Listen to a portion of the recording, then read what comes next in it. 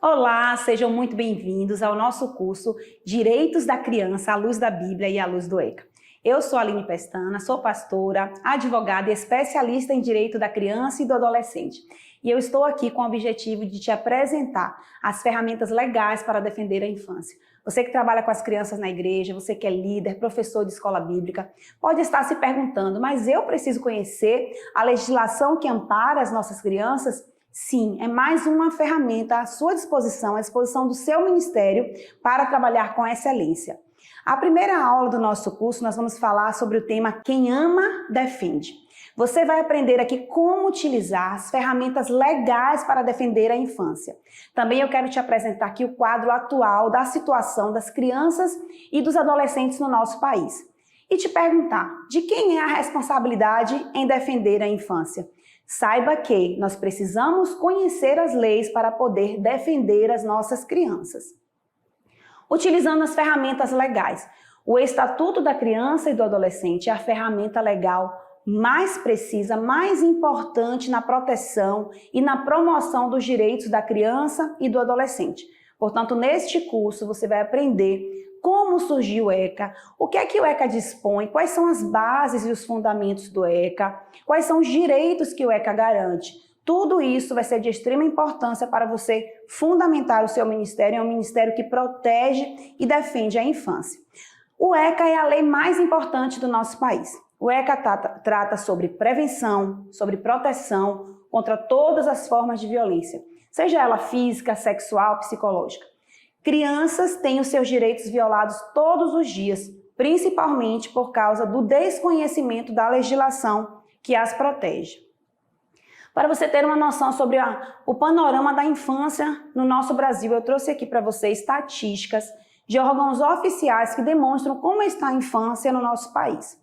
Em matéria de violência sexual, física e psicológica. Em 2021, os órgãos oficiais, como o Ministério da Mulher, da Família e dos Direitos Humanos, encontrou 14.000,7 ocorrências de violência sexual. E no sentido amplo, geral, de violência, 96 mil casos que foram notificados nos canais de denúncia. Em matéria de pobreza, no nosso país existem hoje 10 milhões de crianças vivendo em situação de pobreza e mais 10 milhões vivendo em situação de extrema pobreza.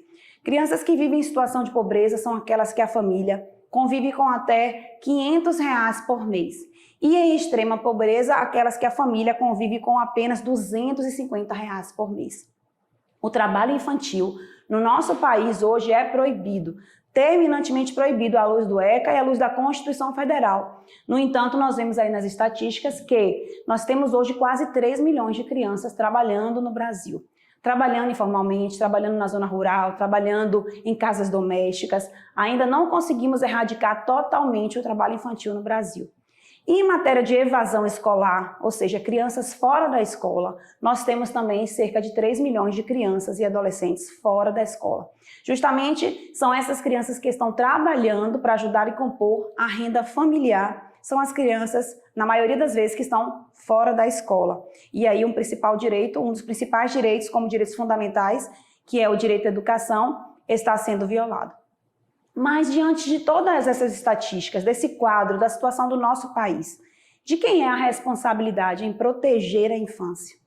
Quando nós vamos para a Constituição Federal, que é a lei maior do nosso país, lá no artigo 227, a Constituição traz uma responsabilidade compartilhada entre 3 entes: família, sociedade e Estado. Vamos ler o que diz o artigo 227 da Constituição Federal. É dever, ou seja, é obrigação da família, da sociedade e do Estado assegurar à criança e ao adolescente e ao jovem com absoluta prioridade o direito à vida, à saúde, à alimentação, à educação, ao lazer, à profissionalização, à cultura, dignidade, respeito, liberdade, convivência familiar e comunitária, além de colocá-los a salvo de toda forma de negligência, discriminação, exploração, violência, crueldade e opressão. Então precisamos conhecer para defender. porque o desconhecimento da lei é uma das principais causas de violação aos direitos da criança e do adolescente. Em uma pesquisa, constatou-se que cerca de 40% da população brasileira se declara pouco ou nada informada sobre os direitos da criança. Então, o que nós vamos aprender aqui neste curso de Direitos da Criança à luz da Bíblia e à luz do ECA? Primeiro, por que você precisa conhecer a legislação que ampara o público que você trabalha nas igrejas. Segundo, qual a situação da infância no Brasil, que nós acabamos de ver aqui através das estatísticas. Terceiro, quem são os responsáveis legais por defender a infância? Nós vimos também aqui na aula 1 que, de acordo com o artigo 227 da Constituição Federal, família, sociedade e Estado têm a responsabilidade compartilhada em assegurar todos os direitos da criança e do adolescente e também de proteger as crianças de toda forma de violência. Também vamos falar sobre a historicidade, conhecer a história dos direitos da criança, como surgiu no Brasil o Estatuto. Existiam leis anteriores que amparavam a infância? Também vamos conhecer o ECA. Como é que o ECA está dividido, quantos artigos o ECA tem, o que é que o ECA preconiza, quando foi promulgado, quais são os direitos que o ECA defende, o que é o Conselho Tutelar de acordo com o Estatuto. Nós vamos falar sobre os direitos fundamentais à luz da Bíblia e à luz do ECA. Também vamos falar no ponto 7, a proteção da criança à luz da Bíblia e à luz do ECA. Vamos falar, por fim, no Conselho Tutelar, e vamos falar sobre as situações de violação de direito contra crianças e adolescentes e como você, como defensor da infância, pode agir. O que é que você pode fazer para impedir, proteger uma criança de sofrer algum tipo de ameaça aos seus direitos ou de violência também. Até a próxima aula.